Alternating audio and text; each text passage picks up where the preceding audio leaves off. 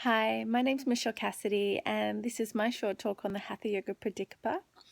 The Hatha Yoga Pradipika could be called the Bible of Hatha Yoga.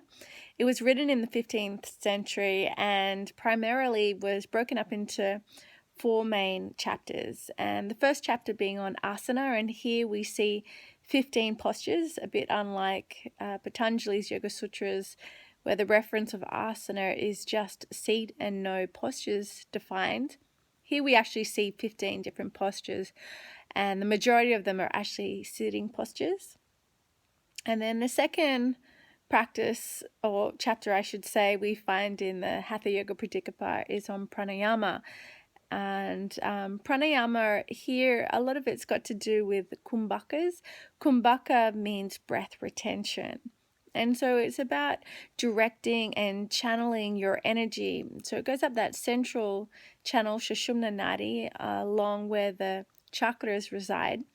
So the practice of pranayama is to purify your nadis, your Ida and Pingala, ultimately to move up through Sushumna Nadi, and just to using the pranayama technique such as kumbhaka to awaken and enliven these beautiful energy channels that we have. The third chapter we have in the Hatha Yoga Pradipika is on mudras. And mudras also are similar to pranayama. They also direct and seal our energy. And in the Hatha Yoga Pradipika, there's a variation of different hand mudras, but we also find posture mudras such as shoulder stand and headstand, which is really interesting and cool because we can also direct the energy through different postures. And the fourth and final chapter of the Hatha Yoga Pradipika is completely dedicated to the concentration on nada, that internal vibration and sound. And we saw it not just in the Hatha Yoga Pradipika, but also in Patanjali's Yoga Sutras and mentioned in the Bhagavad Gita about finding the internal sound of Om and tuning into our own internal frequency, source energy, vibration, if you will. And so the practice of Hatha Yoga Pradipika is these 4 steps towards self-realization. And the Hatha Yoga Pradipika were quite extreme yogis, quite medieval type of practice, very different to what we do now. It wasn't just about balance and being gentle and kind, but rather an extreme way of practicing and quite an intense practice. Hatha is another word for forceful.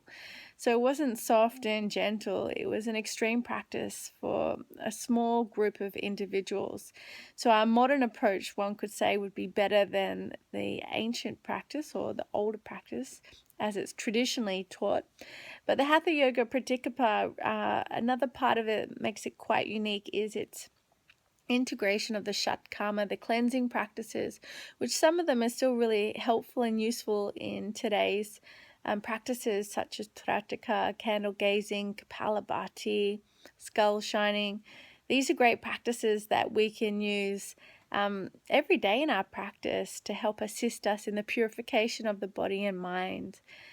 So I hope you enjoyed this short talk on the Hatha Yoga Pradipika, and I invite you to dig a little deeper and get your hands on a copy because as modern practitioners, I think it's really nice to see our roots and where we come from.